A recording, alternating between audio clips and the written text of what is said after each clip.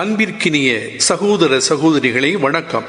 நீங்கள் கேட்கவிருப்பது divine wisdom ministries வழங்கும் இன்றைய இறைவார்த்தையும் மறையுரையும். 2025 டிசம்பர் மாதம் 19ஆம் தேதி திருவருகை கால வார நாட்கள். வெள்ளிக்கிழமை. முதல் வாசகம். சிம்சோனின் பிறப்பு முன் அறிவிக்கப்படுகிறது. நீதி தலைவர்கள் நூலிலிருந்து வாசகம். அதிகாரம் 13, இறைவசனங்கள் 2 முதல் 7 முடிய மற்றும் 24, 25. அந்நாள்களில் சோராவை சார்ந்தவரும் தான் குலத்தவருமான ஒருவர் இருந்தார். அவர் பெயர் மனோவாகு. அவர் மனைவி மலடியா இருந்ததால் குழந்தை பெறவில்லை. ஆண்டவரின் தூதர் அப்பெண்ணுக்கு தோன்றி அவரிடம், நீ மலடியா இருந்ததால் இதுவரை குழந்தை பெற்றெடுக்கவில்லை. ஆனால் இனி நீ கருவுற்று ஒரு மகனை பெற்றெடுப்பாய். இப்பொழுது கவனமாயிரு. திராட்சரசமோ மதுபானமோ அருந்தாதே, தீட்டான எதையும் உண்ணாதே. ஏனெனில் நீ கருவுற்று ஒரு மகனை பெற்றெடுப்பாய். சவர கத்தி அவன் தலை மீது படக்கூடாது. ஏனெனில் பையன் பிறப்பிலிருந்தே கடவுளுக்கென நாசீர் ஆக இருப்பான். அவன் இஸ்ரவேல் மக்களை பெலிஸ்தியரின் கையிலிருந்து விடுவிக்க தொடங்குவான் என்றார். அப்பெண் தம் கணவரிடம் வந்து கூறியது, கடவுளின் தூதர் என்னிடம் வந்தார். அவரது தோற்றம் கடவுளின் தூதரின் தோற்றம் போல் பெரிதும் அச்சத்துக்குரியதாய் இருந்தது. அவர் எங்கிருந்து வந்தவர் என்று நான் அவரை கேட்கவில்லை. அவரும் எனக்கு தம் பெயரை அறிவிக்கவில்லை. அவர் என்னிடம், இதோ நீ கருவுற்று ஒரு மகனை பெற்றெடுப்பாய். ஆகவே நீ திராட்சை ரசமோ மதுபானமோ அருந்தாதே, தீட்டான எதையும் உண்ணாதே. ஏனெனில் பையன் பிறந்த நாள் முதல் இறக்கும் நாள் வரை கடவுளுக்கென நாசீராக இருப்பான் என்றார். அப்பெண் ஒரு மகனை பெற்றெடுத்து அவனுக்கு சிம்சோன் என பெயரிட்டார். பையன் வளர்ந்து பெரியவனானான். ஆண்டவர் அவனுக்கு ஆசி வழங்கினார். சோராவுக்கும் எசுத்தாவேலுக்கும் இடையே அவன் இருக்கும்போதுதான் ஆண்டவரின் ஆவி அவனை தூண்டத் தொடங்கியது. ஆண்டவரின் அருள்வாக்கு. பதிலுரை பாடல் பல்லவி.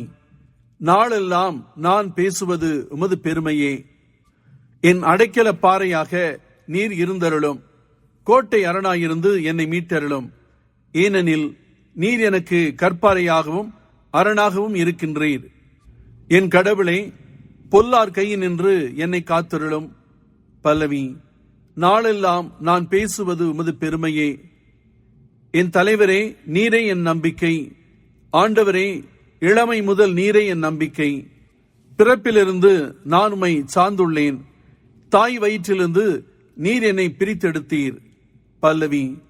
நாளெல்லாம் நான் பேசுவது உமது பெருமையே. தலைவராகிய ஆண்டவரே, உமது வலிமை மிகு செயல்களை எடுத்துரைப்பேன். உமக்கே உரிய நீதி முறைமையை பொழுந்துரைப்பேன். கடவுளே, என் இளமை முதல் எனக்கு கற்பித்து வந்தீர். இனிவரும் நாள்களிலும் வியத்தகு செயல்களை அறிவிப்பேன். பல்லவி. நாளெல்லாம் நான் பேசுவது உமது பெருமையே. நற்செய்திக்கு முன் வாழ்த்தொலி. அல்லேலுயா, அல்லேலுயா. ஈசாயின் குலக்குழந்தை, மக்களுக்கு ஓர் அருஞ்சின்னமே, இமை மீட்க எழுந்தருளும், தாமதம் செய்யாதேயும். அல்லேலுயா.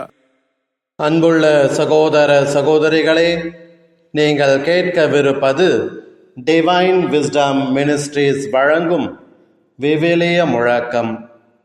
2025 டிசம்பர் மாதம் 19ஆம் தேதி திருவருகை காலம் 3ஆம் வாரம், வெள்ளிக்கிழமை. ஆண்டவர் உங்களோடு இருப்பாராக. லூக்கா எழுதிய தூய நற்செய்தியிலிருந்து வாசகம். அதிகாரம் 1, இறை வார்த்தைகள் 5 முதல் 25 முடிய. யூதேயா நாட்டில் ஏரோது அரசனாக இருந்த காலத்தில் அபியா வகுப்பை சேர்ந்த செக்கரியா எனும் பெயர் கொண்ட குரு ஒருவர் இருந்தார். அவர் மனைவி ஆரோனின் வழி வந்தவர். அவர் பெயர் எலிசபெத்து. அவர்கள் இருவரும் கடவுள் பார்வையில் நேர்மையானவர்களாய் விளங்கினார்கள். ஆண்டவருடைய அனைத்து கட்டளைகளுக்கும் ஒழுங்குகளுக்கும் ஏற்ப குற்றமற்றவர்களாய் நடந்து வந்தார்கள். அவர்களுக்கு பிள்ளை இல்லை. ஏனெனில் எலிசபெத்து கருவுற இயலாதவராயிருந்தார். மேலும் அவர்கள் வயது முதிர்ந்தவர்களாயும் இருந்தார்கள். தம்முடைய பிரிவின் முறை வந்தபோது செக்கரியா கடவுளின் திருமுன் குருத்துவ பணி ஆற்றி வந்தார். குருத்துவ பணி மரபுக்கு ஏற்ப ஆண்டவரின் திருக்கோவிலுக்குள் சென்று தூபம் காட்டுவது யாரென்று அறிய சீட்டு குலுக்கி போட்டபோது அது செக்கரியா பெயருக்கு விழுந்தது. அவர் தூபம் காட்டுகிற வேளையில் மக்கள் கூட்டத்தினர் அனைவரும் வெளியே இறைவனிடம் வேண்டிக் கொண்டிருந்தனர். அப்பொழுது ஆண்டவருடைய தூதர் ஒருவர் தூப பீடத்தின் வலப்பக்கத்தில் நின்றவாறு அவருக்கு தோன்றினார். அவரை கண்டு செக்கரியா அச்சமுற்று கலங்கினார். வானதூதர் அவரை நோக்கி, செக்கரியா, அஞ்சாதீர், உமது மன்றாட்டு கேட்கப்பட்டது. உம் மனைவி எலிசபெத்து உமக்கு ஒரு மகனை பெற்றெடுப்பார். அவருக்கு யோவான் என பெயரிடுவீர். நீர் மகிழ்ந்து பேருவகை கொள்வீர். அவரது பிறப்பால் பலரும் மகிழ்ச்சி அடைவர். அவர் ஆண்டவர் பார்வையில் பெரியவராயிருப்பார். திராட்சை மதுவோ வேறு எந்த மதுவோ அருந்த மாட்டார். தாய் வயிற்றில் இருக்கும்போதே தூய ஆவியாரால் முற்றிலும் ஆட்கொள்ளப்படுவார். அவர் இஸ்ரேல் மக்களுள் பலரை தம் கடவுளாகிய ஆண்டவரிடம் திரும்பி வரச் செய்வார். எலியாவின் உளப்பாங்கையும் வல்லமையையும் உடையவராய் அவருக்கு முன் செல்வார். தந்தையரும் மக்களும் உளம் ஒத்துப்போகச் செய்வார். நேர்மையாளர்களின் மனநிலையை கீழ்ப்படியாதவர்கள் பெறச் செய்வார். இவ்வாறு ஆண்டவருக்கு ஏற்புடைய ஒரு மக்களினத்தை ஆயத்தம் செய்வார் என்றார். செக்கரியா வானதூதரிடம், இது நடைபெறும் என எனக்கு எப்படி தெரியும்?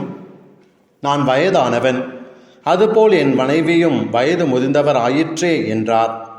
அதற்கு வானதூதர் அவரிடம், நான் கபிரியேல், கடவுளின் திருமுன் நிற்பவன். உமோடு பேசவும் இந்த நற்செய்தி உமக்கு அறிவிக்கவும் அனுப்பப்பட்டேன். இதோ பாரும், உரிய காலத்தில் நிறைவேற இருக்கும் என்னுடைய வார்த்தைகளை நீர் நம்பவில்லை. ஆதலால் அவை நிறைவேறும் வரை நீர் பேச்சற்றவராயிருப்பீர். உமால் பேசவே இயலாது என்றார். மக்கள் செக்கரியாவுக்காக காத்திருந்தனர்.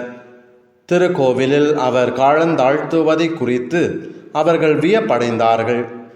அவர் வெளியே வந்தபோது அவர்களிடம் பேச முடியாமல் இருந்தார். ஆதலால் அவர் திருக்கோவிலில் ஏதோ காட்சி கண்டிருக்க வேண்டும் என அவர்கள் உணர்ந்து கொண்டார்கள். அவர் அவர்களிடம் சைகைகள் வாயிலாக உரையாடி வந்தார். பேச்சற்றே இருந்தார். அவருடைய திருப்பணி காலம் முடிந்ததும் அவர் வீடு திரும்பினார். அதற்கு பின்பு அவர் மனைவி எலிசபெத்து கருவுற்று 5 மாதம் அளவும் பிறர் கண்ணில் படாதிருந்தார். மக்களுக்குள் எனக்கிருந்த இகழ்ச்சியை நீக்க ஆண்டவர் என் மீது அருள் கூர்ந்து இந்நாளில் இவ்வாறு செய்தருளினார் என்று தமக்குள் சொல்லிக் கொண்டார். ஆண்டவரின் அருள்வாக்கு. ஆண்டவரே கிறிஸ்துவில் எனக்கு பிரியமான சகோதர சகோதரிகளை, லூகாஸ் நற்செய்தியிலே ஆண்டவருடைய குழந்தை பருவ நிகழ்ச்சி என்று சொன்னாலே நமக்கு நினைவுக்கு வருவது அன்னை மரியாளுக்கு கபிரியேல் தூதர் காட்சி தந்தது. அதே போல் இந்த குழந்தை பருவ நிகழ்ச்சியில் அடுத்ததாக நம் கவனத்தை ஈர்க்கக்கூடிய நிகழ்ச்சியாக இருப்பது அதே கபிரியேல் தூதர் செக்கரியாவுக்கு தோன்றி அவர்களுக்கு ஒரு குழந்தை பிறக்கும் என்பதை முன்னறிவித்தது. ஆகவே இந்த 2 நிகழ்ச்சிகளும் லூகாஸ் நற்செய்தியின் குழந்தை பருவ நிகழ்ச்சியில் முதன்மையான அல்லது முக்கியமான இடத்தை பிடிக்கின்றது. யார் இந்த செக்கரியா என்பதை நாம் பார்த்தோம் என்று சொன்னால், அன்புக்குரியவர்களே, எருசலேம் தேவாலயத்திலே ஆண்டவருக்கு பணி செய்யக்கூடிய குருக்கள் மொத்தம் 1800 பேர் என்று சொல்வார்கள். இந்த 1800 பேரிலே தினமும் ஆண்டவருடைய தூயகத்திற்கு சென்று தூபம் காட்டுவதற்கென்று ஒரு குருவை அவர்கள் சீட்டு குலுக்கி அந்த முறையில் அவர்கள் தேர்ந்தெடுப்பர்.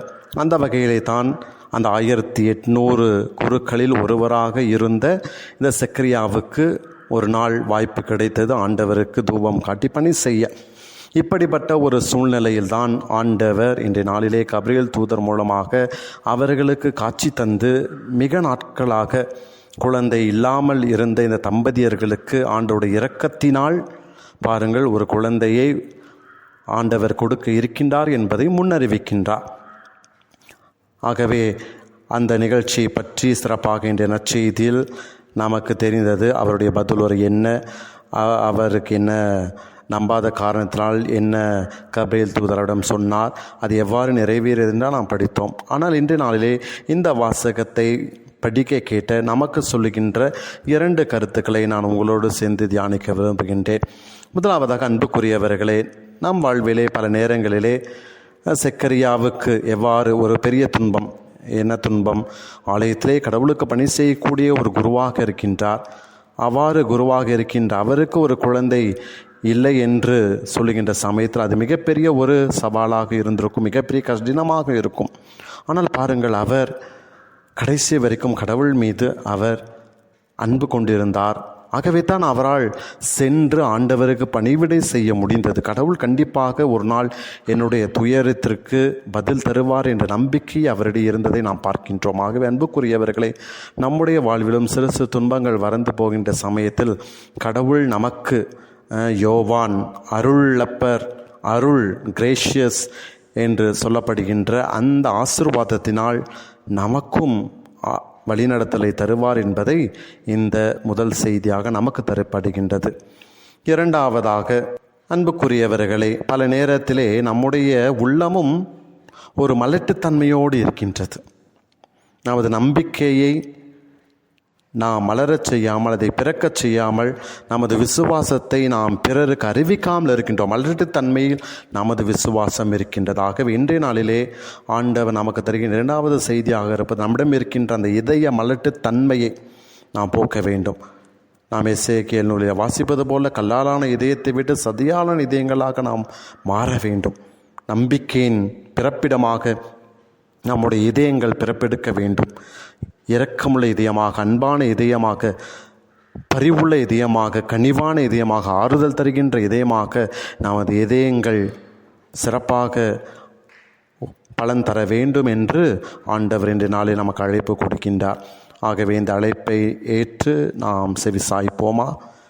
எங்களை ஒவ்வொரு நாளும் நேசித்து வழி நடத்தும் அன்பு தகப்பனே இறைவா, தர்மையான நாளிலே செக்கரியா வழியாக நீ தந்த நற்செய்திக்காக, செய்திக்காக நாங்கள் நன்றி சொல்கின்றோம். ஆண்டவரே, பல நேரங்களில் எங்கள் வாழ்விலும் நாங்கள் நினைக்காதது கிடைக்காத சமயத்தில், நினைத்தது கிடைக்காத சமயத்தில் என்று பல்வேறு நிலைகளில் நாங்கள் போராடி கொண்டிருக்கிறோம். அந்த சமயத்திலெல்லாம் நாங்கள் உம்மீது நம்பிக்கை அதிகரிக்க, அதன் வழியாக கடவுள் எங்களுக்கு அருள் தருவார் என்ற நம்பிக்கையில் நாங்கள் மேலும் அருள் தாரும்.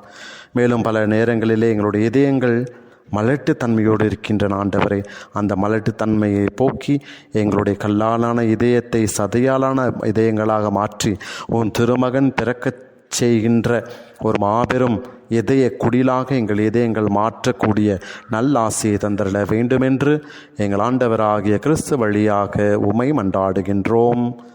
ஆமேன்.